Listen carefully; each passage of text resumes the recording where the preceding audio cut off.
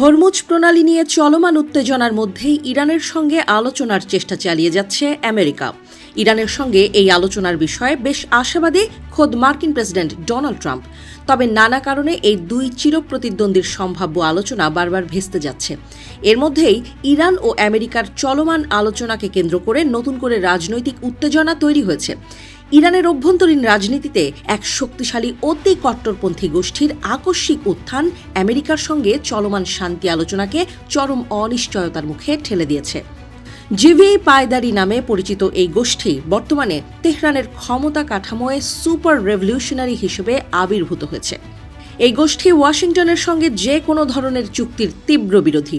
তাদের দাবি অনুযায়ী ইরানকে কোনো কূটনৈতিক সমঝোতায় না গিয়ে আমেরিকাকে সরাসরি পরাজিত করার মাধ্যমেই বিজয় ছিনিয়ে আনতে হবে। চলতি বছরের শুরুতে ইরানের সর্বোচ্চ নেতা আলী খামেনির মৃত্যুর পর এই গোষ্ঠীর প্রভাব আশঙ্কাজনকভাবে বৃদ্ধি পেয়েছে।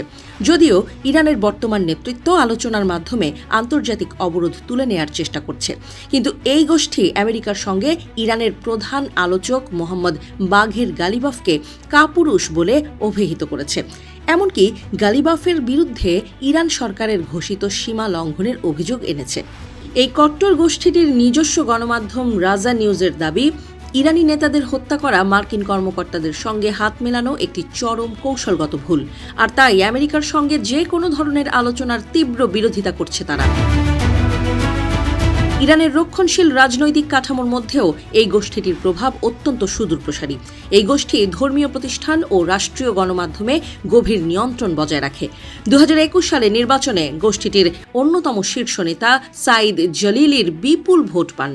এছাড়া তার ভাই ওয়াহিদ জলিলি রাষ্ট্রীয় গণমাধ্যমের শীর্ষ পদে রয়েছেন। ফলে ইরানের রাজনীতিতে এই গোষ্ঠীর প্রভাব অনেক। সম্প্রতি ইরানের পার্লামেন্টে এই গোষ্ঠীর সঙ্গে যুক্ত 7 জন আইন প্রণেতা আমেরিকার সঙ্গে আলোচনার সম্মতি দিতে অস্বীকার করেছেন। এমনকি পররাষ্ট্রমন্ত্রী আব্বাস আরাকচিকে আলোচক দল থেকে অপসারণের দাবি তুলেছেন তারা। এই গোষ্ঠীর মতে পরমাণু কর্মসূচি নিয়ে আমেরিকার সঙ্গে এই ধরনের আলোচনা ইরানের দীর্ঘমেয়াদী সার্বভৌমত্বের জন্য এক বিশাল ক্ষতির কারণ হবে। বর্তমানে এই গোষ্ঠীর উগ্র অবস্থানের কারণে ইরানের সাধারণ মানুষের একটি বড় অংশ বেশ উদ্বেগের সঙ্গে দিন পার করছে। গত কয়েক সপ্তাহে তেহরানের হাজার হাজার সমর্থক নিয়ে করা তাদের বিশাল সমাবেশগুলো প্রমাণ করে তারা যে কোনো মাধ্যমে ইরান সরকারের নীতি পরিবর্তন করতে সক্ষম।